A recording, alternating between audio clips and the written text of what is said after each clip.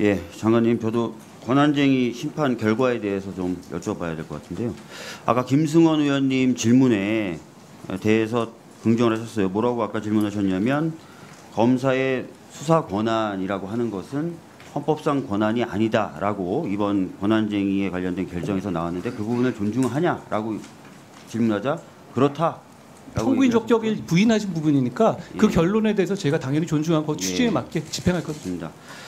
근데 최근에 보면은 이제 국민의힘 의원님들, 심지어는 국민의힘 당대표까지도 이 결정 자체가 일부 헌법재판관들의 편향된 결정이다라는 취지로 자꾸 얘기해요.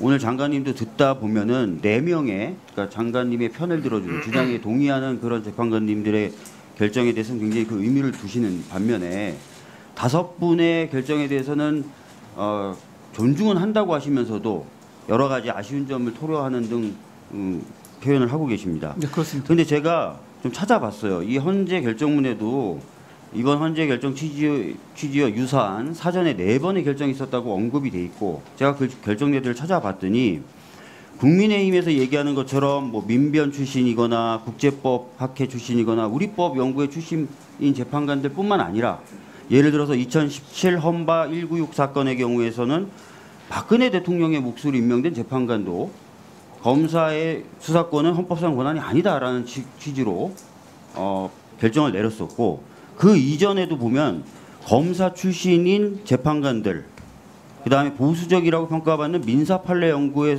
출신인 재판관들도 동일한 취지의 판단을 해요.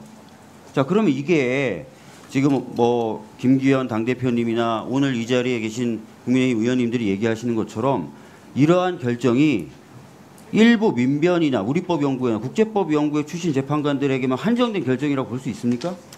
지금 핵심을 잘못 이해하고 계신데요. 제 질문의 핵심 먼저 답을 해주세요. 그거에 대한 답을 드리는 거니까 들어보시면 됩니다. 자, 취지가 지금 이거는 왜 그분들이 아예 판단을 안 하고 각하느냐의 문제거든요. 저희는 장관님, 이 답을 듣기 위해서 여러 가지 가능한 법적 구석을 했던 겁니다. 장관님, 제가 질문한 게 그게 아니잖아요.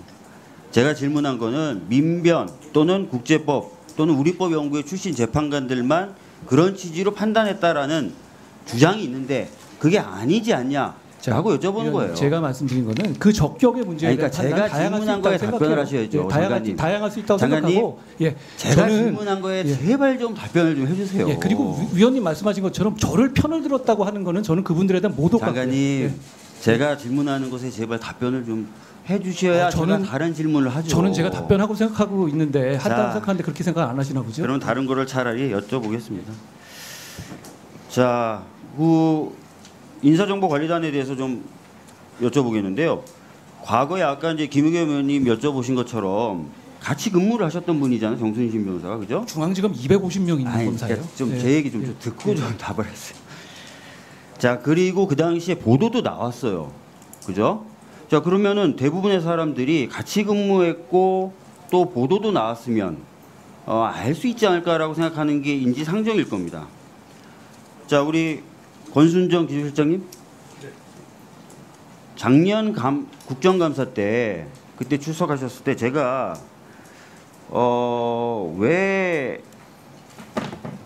여쭤본 질문 중에 하나가 뭐냐면, 언론 보도에 검찰 관련 무슨 보도가 나오면 살펴보냐, 사실 확인하냐, 이거 혹시 누구 지시가 있으면 그런 걸 하냐라고 했더니 어떤 취지로 답변을 하셨냐면, 기본적으로 검찰과 관련된 모든 보도에 대해서 대변인실에선 진위를 확인합니다. 이렇게 답변을 하셨어요.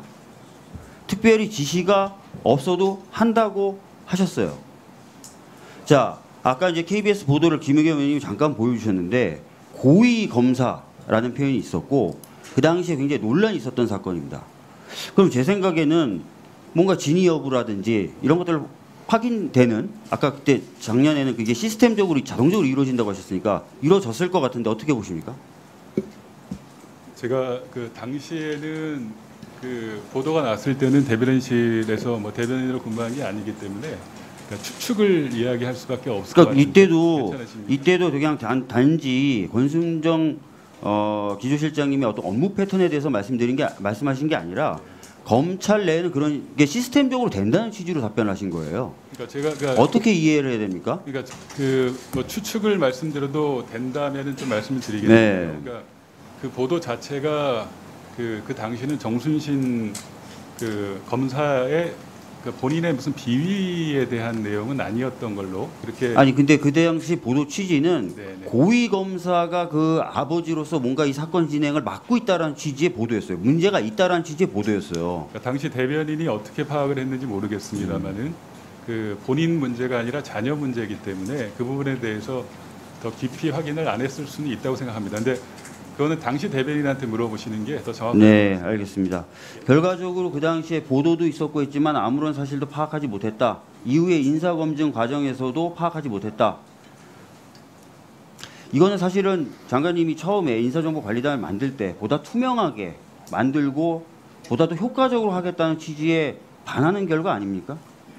저 투명화 문제는 과거 정부에서 여러 가지 인사 실패가 있었지만 이런 정도로 원인 분석되거나 이렇게 진지하게 논의된 적은 없었죠. 당연히 투명화된 것은 맞고요. 지금 말씀하신 것처럼 저는 이 문제가 개인 송사 문제의 문제고 게다가 제가 알았더라도 제가 내용에 관여하는 문제는 아니었기 때문에 게다가 어느 직역에 간다고 찍어서 저희한테 의뢰가 오는 것도 아닙니다. 그렇기 때문에 지금 시스템이라면은 개인 송사라든가 가족 문제라면 이게 또 걸러지지 않을 수도 있다고 생각합니다. 그렇기 때문에 제도 개선을 잘 마련해야 한다고 생각합니다. 네.